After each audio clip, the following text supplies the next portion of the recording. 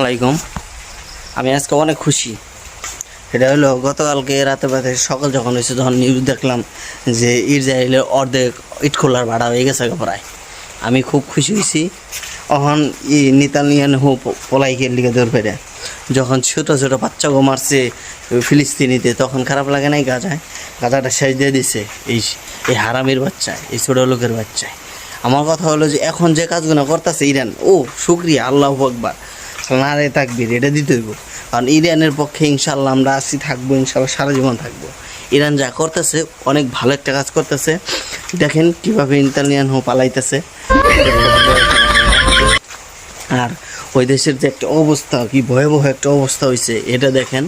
তো আমার কথা কি, যে আমাদের যে ইসলামিক যে আছে, দেশগুলো আছে, সবাই জানে আমরা ইরানের পক্ষে সাপোর্ট করি বা করবো ইনশাল্লাহ। আমার যে কি ভাল লাগতেছে রে ভাই, ইরানের মানে ইসরায়েলের অবস্থা দেখা ভাই আশা বুঝাইতে পারুম না। মানে আমি এত খুশি আজকে, খুশিতে খালি মনে করেন নাচতে ইচ্ছা করতেছে ভাই। এই ইসরায়েলের অবস্থা দেখে কি শান্তি লাগতেছে। কেমন লাগে মামাল্লা তুই বুঝোই।